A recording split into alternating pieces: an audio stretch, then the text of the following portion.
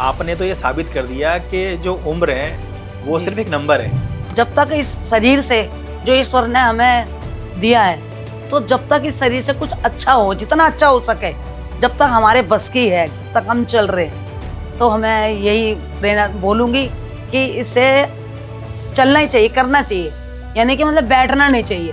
58 साल की एज में आपको लगा कि मुझे ब्लॉगिंग करनी चाहिए, तो ये आइडिया कैसे आया आपके दिमाग में? ऐसे ही वीडियो का शौक आ गया, तो मैंने एक गाना गाया, मेरे घर आई एक नन्ही परी। उसको लेकर मैंने गाना बनाया, वीडियो भी बनाया। तो वो वीडियो मतलब थोड़ा सा वायरल सा हो गया, उसमें के लग गया, उसके व्यूज में के लग गया।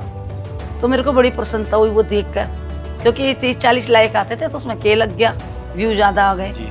तो मैंने बच्चों को दिखाया, नाती को, बेटी को, वो भी सब खुश हुए घर में। वीडियो बनाते वक्त डर नहीं लगा आपको? थोड़ा सा हल्का सा लगा कि लोग ये ना कहें कि बस इतना से हुआ कि लोग ये कहेंगे इस एज में, इस उम्र में, बताओ इतनी उम्र में वीडियो का शौक लगा, वीडियो बना रही है। मुझे कोई किसी प्रकार का लालच नहीं, सिर्फ एक लोगों को प्रेरणा देने के लिए कि मैंने सुना है कि इसे इंस्टाग्राम वगैरह से, सोशल मीडिया से बहुत कुछ ऐसे बच्चे हैं जो उनके लिए बहुत अच्छा हुआ है। तो मैंने सोचा कोई बात नहीं, ऐसे प्रेरणा बोलूँ बच्चों को, जो बच्चों का मनोबल बढ़े। बच्चे भी मुझे देख के कि समर में आंटी बनाते हो, हम भी बनाए। वीडियो बनाने के बाद लोगों ने आपका मजाक उड़ाया या आपको सम्मान दिया? जो ना समझ लोग हैं तो उन्होंने तो मेरा मजाक उड़ाया जी। बच्चों ने, मैं वीडियो बाजार में बना रही थी, बच्चों ने छेड़ा मुझे पीछे से, कोई कुछ कह रहा है, कोई कुछ कह रहा। कुछ महिलाओं ने भी मुझे घूरा, एज को देख के बताओ जी बाजार में कैसे बना रही है। लेकिन मैंने उनकी तरफ उनको देखा ही नहीं। सोशल मीडिया की पहली कमाई आई आपके पास, तो आपका और परिवार का क्या रिएक्शन था? मेरे मन में एक विचार आया कि ये पहला कमाई है, इस कमाई से अच्छा काम में खर्च करूँ। तो उससे मैंने क्या किया, एक मंदिर है तो वहाँ पर थोड़ा सा अपनी हैसियत के अनुसार भंडारा बंटवाएं। जिंदगी में कुछ भी करें अच्छा ही करें, क्योंकि अच्छे का परिणाम अच्छा ही मिलता है और गलत का परिणाम गलत से ही मिलता है। क्यों आज जो कुछ हम अच्छा कर रहे हैं वो पलट के हमें वापस मिलेगा, और आज जो हम कुछ गलत कर रहे हैं तो वो वापस हमें ही मिलना है। हेलो दोस्तों, आपकी बात सचिन के साथ कि इस पॉडकास्ट में आपका स्वागत है। मैं हूं सचिन शर्मा। दोस्तों, आज मेरे स्टूडियो में एक ऐसी शख्सियत मौजूद हैं जिन्होंने साबित कर दिखाया कि सपनों की कोई उम्र नहीं होती। जी हाँ, 58 साल की एज में उन्होंने ब्लॉग बनाना शुरू किया और लोगों के लिए मिसाल बन गई। स्वागत करते हैं कांता जी का। उन्होंने हमारे विनम्र अनुरोध पे टाइम निकाला, वो हमारे स्टूडियो में आई। कांता जी, आपका बहुत बहुत स्वागत है, आपका बहुत बहुत धन्यवाद, आपने टाइम निकाला। 58 साल की एज में आपको लगा कि मुझे ब्लॉगिंग करनी चाहिए, तो ये आइडिया कैसे आया आपके दिमाग में? घर में ऐसे वीडियो बनाया करती थी फ़ोन से, तो मुझे एक शौक था ये फ़ोन से वीडियो बनाने का। तो मेरे लाइक आया करते थे 20 लाइक, 40 लाइक। तो बड़े खुशी से होती है, मैं बच्चों को बताती आज मेरे 20 लाइक आए, आज इतने आए। तो बच्चे भी खुश होते थे। अच्छा, तो मुझे बहुत बड़ी बात लगती थी कि मेरे 25 लाइक आए, 40 लाइक आए। तो हुआ ये कि एक दिन मैं ऐसे ही मेरे बेटे के नाती के बेटी हुई थी हॉस्पिटल में, तो मैं वहाँ गई, तो मैंने बेटी को गोद में लिया और खिलाया। तो मेरे मन में एक ऐसे ही वीडियो का शौक आ गया, तो मैंने एक गाना गाया, मेरे घर आई एक नन्ही परी। मेरे घर आई। उसको लेकर मैंने गाना बनाया, वीडियो भी बनाया। तो वो वीडियो मतलब थोड़ा सा वायरल सा हो गया, उसमें के लग गया, उसके व्यूज में के लग गया। तो मेरे को बड़ी प्रसन्नता हुई वो देखकर, क्योंकि 30-40 लाइक आते थे, तो उसमें के लग गया, व्यू ज़्यादा आ गए। तो मैंने बच्चों को दिखाया, नाती को, बेटी को, वो भी सब खुश हुए घर में।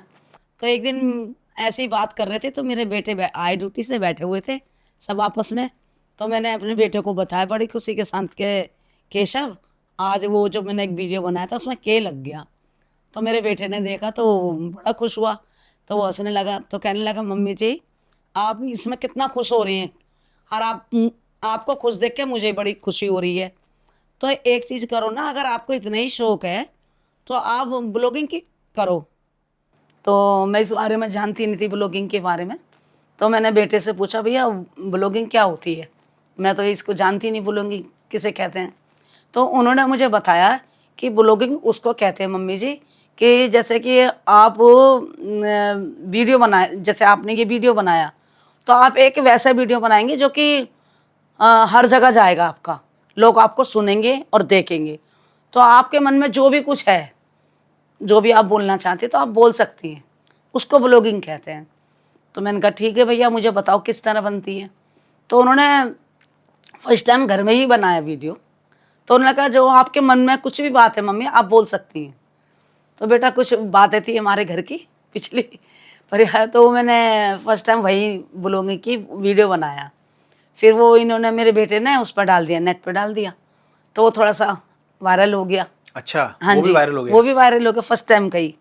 फिर इन्होंने कहा मम्मी खुशी से बताया, मम्मी देखो आज फिर आपको बनाना है। तो मैं ठीक है, आप घर में बैठी रहती तो क्या है, मैंने घर में ही बनाया वीडियो। ऐसे करके 5-6 वीडियो मैंने बनाए, वो थोड़े वायरल होने लगे, के आने सब पे के आने लगे। अच्छा, तो मेरा बेटा बड़ा खुश हुआ, उन्होंने कहा मम्मी जी देखो आपको मैं बोलता था ना ऐसे ऐसे वीडियो देखो आपका वायरल जा रहा। तो मैं बड़ी प्रसन्न हुई, बड़ी खुश हुई। तो मैंने अच्छा, तो बेटी के ना जो नाती की बहू थी उसको कुछ परेशानी हो गई तो उसको हॉस्पिटल ले जाना पड़ा। तो हम उसको हॉस्पिटल ले गए। तो लंच टाइम था, तो जो मेरी बेटी है वो, ये मेरा केशव बेटा और हम सब लंच कर रहे थे तो पार्क में बैठे हुए। तो अचानक ही वो केशव ने बोला मम्मी घर की ब्लॉगिंग तो आपने 5-6-7 बना ली है, आप यहाँ कर सकती हैं ब्लॉगिंग, यहाँ बोल सकती हैं जो भी आपको कुछ भी कहना है। तो मुझे थोड़ा सा मना कर दिया मैंने, नहीं भैया घर की बात तो और थी, यहाँ बाहर में नहीं बना सकती, थोड़ी सी मुझे ना अच्छा नहीं लगेगा।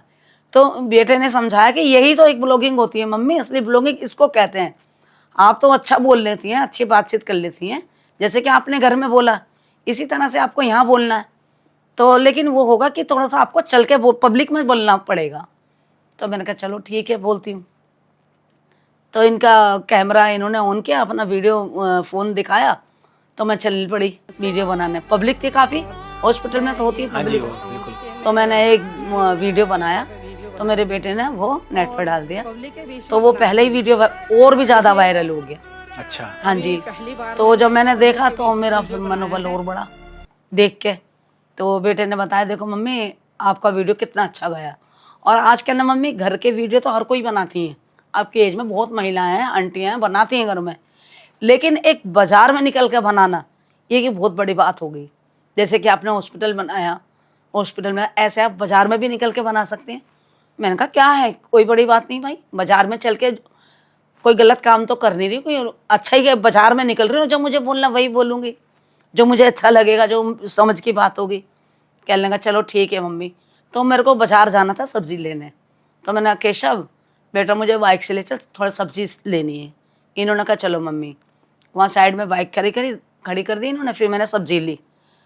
अब सब्जी लेते हुए मेरे माइंड में ये आया कि एक लेडी थी सब्जी बेच रही थी। तो मैंने कहा अब देखो ये भी एक लेडी है, बेचारी सब्जी बेच रही है, तो क्यों ना यहीं ब्लॉगिंग की जाए। तो मैंने उनसे कुछ पूछताछ की और फिर मैंने थोड़ा सा बाजार था, काफ़ी भीड़ थी, तो मैंने वहीं ब्लॉगिंग शुरू की, वहाँ बोला। फिर वो इन्होंने घर जाकर नेट पर डाला, वो उससे भी ज़्यादा वायरल हुआ।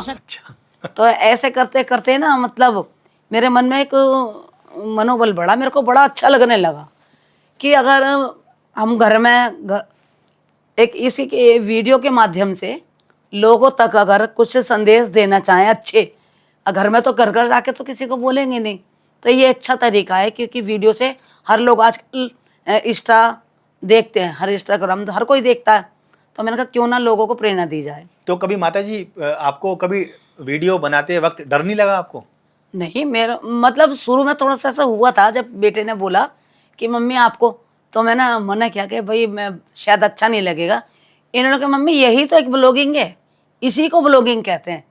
तो फिर जब मेरा बेटा बोल रहा है तो मुझे क्या है, फिर मैंने कहा चलो बेटा आप बनाओ वीडियो, मैं बनाती हूँ। फिर बेटा मैंने वीडियो बनाया। मुझे कुछ भी थोड़ा मन में हुई हिचकिचाहट सी आई, थोड़ा सा हल्का सा लगा कि लोग ये ना कहें कि बस इतना से हुआ कि लोग ये कहेंगे इस एज में, इस उम्र में, बताओ इतनी उम्र में वीडियो का शौक लगा, वीडियो बना रही है। लेकिन मैंने सोचा शायद मैं ये वीडियो बना कर डालूँगी तो बहुत सारे ऐसे बच्चे हैं, लड़कियां हैं, बच्चे हैं, जो कि वो हिचकिचाते हैं, शर्माते हैं, तो मैंने कहा ये तो मुझे फिर जरूरी डालना होगा ताकि लोग देखें, बच्चे देखें, तो उनका भी मनोबल बढ़े कि आंटी इस एज में बना रही है तो हम क्यों नहीं बना सकते। बिल्कुल। तो यही सोच के बेटा मैंने, मुझे कोई किसी प्रकार का लालच नहीं, कोई कुछ भी सोच के नहीं कि भाई मेरे लिए ऐसा होगा या कुछ भी नहीं, सिर्फ एक लोगों को प्रेरणा देने के लिए कि मैंने सुना है कि इस इंस्टाग्राम वगैरह से, सोशल मीडिया से बहुत कुछ ऐसे बच्चे हैं जो उनके लिए बहुत अच्छा हुआ है। तो मैंने सोचा कोई बात नहीं, ऐसे प्रेरणा दूँ, बोलूँ बच्चों को, जो बच्चों का मनोबल बढ़े, बच्चे भी मुझे देख के कि समर में आंटी बनाते हम भी बनाए, बच्चों का मनोबल बढ़े, ये सोच के बेटे मैंने वीडियो स्टार्ट किया। बाजारों में जाके किया। एक कल्याणपुरी स्टैंड पे एक मेरी जैसी एजिड महिला थी, आंटी थी और बहन जी, और उनकी एक बेटी थी, तो वो भी मतलब ऐसी थी 40-50 साल की लड़की थी उनकी, और मेरे से वो 60-65 साल की बहन जी थी। वो बेचारी अपने पारिवारिक चलाने के लिए घर गृहस्थी वो स्टैंड पे खाना बेच रही थी, यही दाल सब्जी रोटी वगैरह रेडी पे लगा रखा था उन्होंने। तो उनको देख के मेरे मन में आया क्यों ना इनका थोड़ा बोला जाए इनके लिए। फिर मैं वहाँ पहुँची, फिर मैंने थोड़ा उनके लिए बोला, तो उन्होंने वो भी बहुत खुश हुई और उनका थोड़ा सा काम और बढ़ गया, काम बढ़ा और लोगों को अच्छा लगा। फिर मैंने ऐसे जो सब्जी लगाते हैं, रेडी लगाते हैं, उनके पास जा के ब्लॉगिंग की, और अभी तक देखो बेटा इसका परिणाम तो अच्छा ही आया है। वीडियो बनाने के बाद लोगों ने आपका मजाक उड़ाया या आपको सम्मान दिया? जो नासमझ लोग हैं तो उन्होंने तो मेरा मजाक उड़ाया जी। बच्चों ने, मैं वीडियो बाजार में बना रही थी, बच्चों ने छेड़ा मुझे पीछे से, कोई कुछ कह रहा है, कुछ कह रहा, कुछ महिलाओं ने भी मुझे घूरा, एज को देख के बताओ जी बाजार में कैसे बना रही है। लेकिन मैंने उनकी तरफ परवाह, उनको देखा ही नहीं, देखा लेकिन मैंने उनको इग्नोर किया, उनको परवाह नहीं की उनकी, और मैं अपने चल पड़ी वीडियो बनाने में। तो चलती रही, बनाती रही, मैंने किसी की परवाह नहीं करी कौन क्या बोल रहा है क्या नहीं, क्योंकि मुझे तो ब्लॉगिंग करनी है, ब्लॉगिंग बनानी है, तो इसलिए बेटा मैंने तो स्टार्ट किया, वो अभी तक कर ही रही हूँ। घर वाले वीडियो के लिए सपोर्ट करते हैं आपका या विरोध करते हैं? नहीं, आज जो मैं वीडियो बना रही हूँ ना, तो इसमें सबसे बड़ा सपोर्ट मेरे बेटे का ही है। अच्छा। क्योंकि मैं तो इस बारे में जानती नहीं थी, घर में वीडियो बनाती थी, तो मेरे बेटे ने ही मुझे प्रेरणा दी, इन्होंने ही समझाया कि मम्मी जी आजकल ये बहुत चल रहा है और आप तो अच्छी बातचीत करती है, लोगों को वैसे भी आप सामाजिक मैं वैसे ही हूँ ना, सामाजिक काम करती बेटा। तो मेरा सबसे बड़ा शौक मेरे बेटे का ही है और मेरी बेटियों का भी है, मेरी बेटियाँ भी मेरे को सपोर्ट करती हैं। बेटे ने सबसे ज़्यादा सपोर्ट किया, जो आज मैं बेटे की वजह से ही आज जो ब्लॉगिंग कर रही हूँ, यहाँ तक पहुँची हूँ, इनका ही सपोर्ट है, बेटे का ही सपोर्ट। बहुत अच्छी बात है, भगवान ऐसे बेटे सभी को दे, ऐसे फैमिली के लोग सभी को दे। सभी को। सोशल मीडिया की पहली कमाई आई आपके पास, तो आपका और परिवार का क्या रिएक्शन था? पहली कमाई आई तो मेरे मन में एक विचार आया कि ये पहला कमाई है, इस कमाई से अच्छा काम में खर्च करूं। तो उससे मैंने क्या किया, एक मंदिर है तो वहाँ पे थोड़ा सा अपनी हैसियत के अनुसार भंडारा बंटवाया। अरे वाह, 58 प्लस हो गई हैं आप। तो जब आप व्लॉगिंग करती हैं तो किस किस तरह की आपको परेशानियां आती हैं? ये तो हमारे ऊपर है, मैं तो निकलती हूँ ना बाहर, पहली बात तो मैं ये सोच के निकलती हूँ कि कौन क्या कह रहा है मेरे बारे में। बाजार है, देखो हर तरह के लोग होते हैं, अच्छे भी हैं बुरे भी हैं। मैं निकलती तो मैं किसी की, पहली बात तो मैं किसी का के पर ध्यान ही नहीं देती, कोई मुझे क्या बोल रहा है, क्या बोलते हैं लोग, कोई अच्छा बोलता है कोई, लेकिन मैं किसी की तरफ ध्यान नहीं देती। मेरा कहना ये होता है कि जो मुझे लोगों को बोलना है, लोगों तक पहुँचाना है, तो मुझे पहुँचाना ही है, उसको बोलना ही है। सिर्फ मैं यही सोच के बेटा बोलती हूँ, यही निकलती हूँ बाजार में। तो माता जी लोग किस तरह के कमेंट्स करते हैं आपको? क्योंकि तरह तरह के लोग आपको देखते होंगे और वो देखते होंगे माता जी व्लॉगिंग कर रही हैं इस एज में, तो किस तरह के कमेंट्स करते हैं आपको लोग? तो कमेंट्स तो बेटा ऐसा है, बहुत अच्छे अच्छे आते हैं कमेंट लोगों का। आज कुछ तो है ही, मेरा जो बेटे का सहयोग है, कुछ कमेंट्स पढ़ के ही मेरा मनोबल और बढ़ा, क्योंकि मुझे इतना प्यार मिलता है बच्चों का, इतनी अच्छी अच्छी बातें बोलते हैं ना बच्चे, तो मेरा अंदर से और मुझे उसका होती है, मनोबल बढ़ता है कि मैं कहती हूँ अरे मेरे को तो बच्चे इतना प्यार करते हैं, इतना अच्छा बोलते हैं, तो मेरे को और ज़्यादा ही बेहद अच्छा लगता है। तो मैं और खुश होकर फिर और व्लॉगिंग करती हूँ। बहुत प्यार मिलता है बच्चों का, मुझे बहुत प्यार मिलता है। आपकी लाइफ का सबसे मुश्किल टाइम कौन सा था माता जी? थोड़ा पति है ना, ड्रिंक ज़्यादा करते थे, तो ड्रिंक में 24 घंटे ड्रिंक ही ज़्यादा पीते थे, तो मेरी बेटी तो स्कूल पढ़ती थी, बेटा भी मेरा हो गया 3 साल का बेटा हो गया, तो मैंने इसको भी स्कूल में केजी में लगा दिया। फिर जब वो मेरे पति जो थे ना, तो क्या करते थे, घर में आते थे ना, तो वो मेरे बेटे से कहते थे, केशव वहाँ पौआ रखा लेकर आ, उसके पीछे मैंने दारू रखे लेकर आ। तो ये मुझे बर्दाश्त नहीं होता था, क्योंकि अभी मेरा बच्चा छोटा है। बिल्कुल सही बात अब ये चीज जो देखेगा तो इसके माइंड में वही आएगा कि ये क्या चीज होता, पापा पीते तो मैं भी पीऊं। तो मुझे बिल्कुल बर्दाश्त नहीं होता था, तो मैं बोलती थी उनसे, झगड़ा करती थी, तो मेरे से मार पिटाई झगड़ा करते थे। तो उनकी मम्मी भी उनको ये बात बोलती, तो क्या हो गया, बच्चे से काम करा लिया। तो मैं बोलती थी काम और भी है। बिल्कुल सही बात, लेकिन माता जी देखो, ये दारू ड्रिंक मंगाना और उसके सामने पीते हैं, वो गलत है, ये मेरे को बिल्कुल बर्दाश्त नहीं होगा। तो आपकी इतनी मन्नत थी कि बेटा हो, तो क्या नहीं। फिर मैंने इस चीज को काफी ये चीज झेलती रही, फिर मेरा मन टूट गया। मैंने कहा ना समझ है, ड्रिंकबाज आदमी है, इसको समझाना बहुत मुश्किल है, और ईश्वर ने इतनी उससे बेटा दिया है, तो अब इसी को मेरे को पढ़ाना लिखाना, तो यहाँ रहकर नहीं हो सकता संभव, क्योंकि वो लोग कुछ अलग ही विचारों के थे और मेरे विचार अलग थे। तो मेरे फादर ने मुझे एक रूम दे रखा था, काफ़ी बड़े मकान 200 गज में बना रखा था, सबके रूम अलग अलग थे भाइयों के। तो उन्होंने, मैं 4 भाइयों की एक बहन थी, तो पापा ने एक रूम मुझे भी मेरे नाम कर रखा था। अच्छा। हमेशा के लिए, कि देखो बेटा, कभी भी मेरी बेटी कभी परिवार से आएगी, आप समझो ना समझो, मेरी बेटी कम से कम आकर अपने रूम में रह सकती है, आप कोई ना रखना, मेरी बेटी अपने अलग रह सकती है। तो बेटा फिर मैंने ये सोचा कि जब मेरे पापा ने मेरे नाम कर रखा, सब कुछ है, तो क्यों ना मैं वहीं चलूँ, क्योंकि मुझे केशव का ध्यान था, क्योंकि बेटियों का भी था और बेटे का भी, केशव का ज़्यादा था कि भाई लड़का है, इस पर ज़्यादा ड्रिंक वगैरह का ज़्यादा असर ना आ जाए। तो इस डर से बेटा मैं अपने मायके आ गई। भाइयों ने भी बहुत सपोर्ट करा मुझे, भाइयों ने भी सपोर्ट करा, भाइयों ने करा, भाइयों के बच्चों ने बहुत सपोर्ट करा। लेकिन उसके बाद मेरे भाइयों ने, वहाँ मैं आ गई, मैंने उनको सब कुछ हिस्ट्री बताई। उन्हें कोई बात नहीं बहन, जब तक रहना चाहती है, तेरे तो रूम तो तेरा ही है, और तू रह, आराम से रह, खाने की किसी भी चीज़ की तुझे कमाने की भी जरूरत नहीं है, हम 4 भाई हैं तेरा, हम साथ देंगे। फिर मैं रहती रही। फिर भी बेटा मैंने सोचा कि भाई तो अच्छे, भाभी भी अच्छी है, बच्चे सभी परिवार अच्छा है, खाना दे सकते हैं, भाई हैं, इनके भी फैमिली है, इनके भी बच्चे हैं, खाना देंगे। लेकिन अब मेरे बच्चों की और भी इच्छा है, सही बात, पढ़ाई को लेकर, खाने को लेकर। तो अब मेरे बच्चे का मन है कि आज मैं मतलब मटर पनीर खाऊं। अब भाई के बन रही है दाल, तो मैं भाई से ये तो नहीं कह सकती भाई मेरे बेटे के लिए पनीर मटर बना दो। बिल्कुल सही बात। तो मैंने अपने मन में सोचा कि वो अपनी जगह ठीक है, लेकिन अगर ये सोच के मैं रहूंगी तो मेरे बच्चों का जो मतलब अपनी इच्छा से जीना नहीं जी पाएंगे। फिर मैंने सोचा भाई आपका बहुत बहुत धन्यवाद, आपने मुझे इतना सपोर्ट किया, लेकिन भाई मैं कमाऊंगी जरूर, क्योंकि मैं बच्चों की ख्वाहिशों को नहीं मार सकती। क्योंकि आज मेरे बच्चे को स्कूल के लिए जूता चाहिए, कपड़े चाहिए, फीस चाहिए, तो ये सब मैं आप पे बोझ नहीं बन सकती।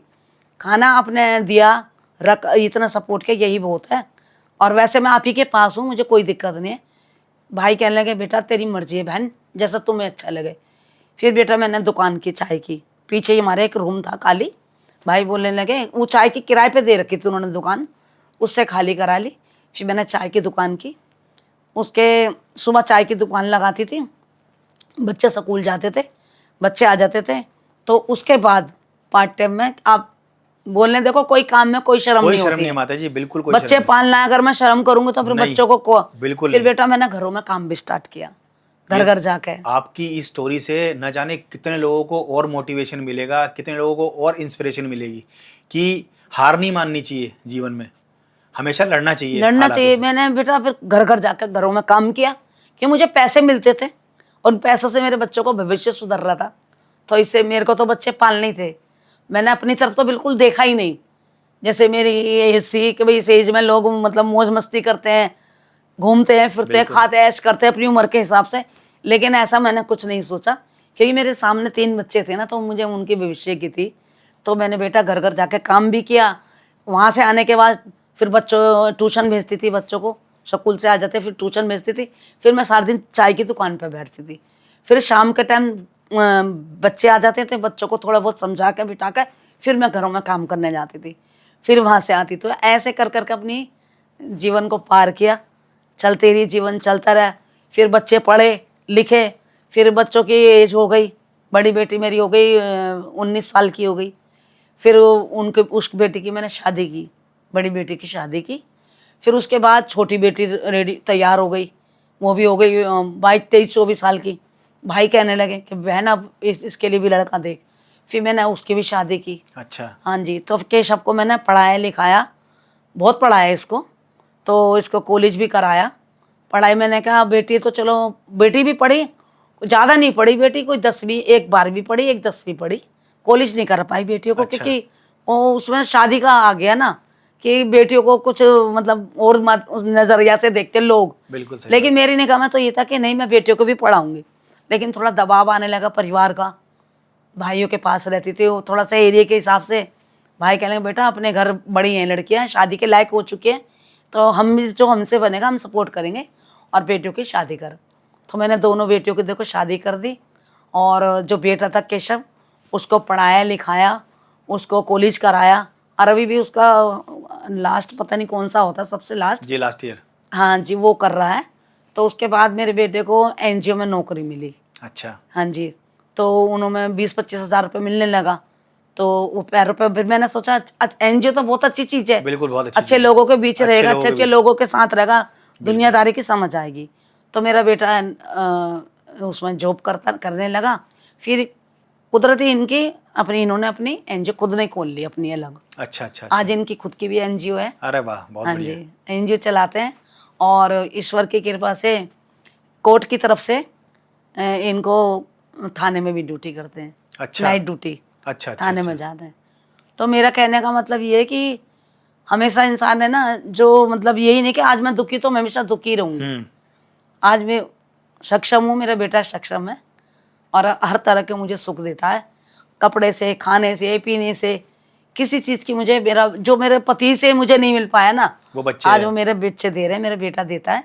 किसी चीज़ की कमी नहीं रखता बेटा, बस ईश्वर की कृपा है। ईश्वर की कृपा आप पे बनी रहेगी, बस जी। क्योंकि अच्छी सोच वालों के साथ ईश्वर हमेशा खड़े जी। रहते हैं। माता जी, सोशल मीडिया को आप कितना सही और कितना गलत मानते हैं?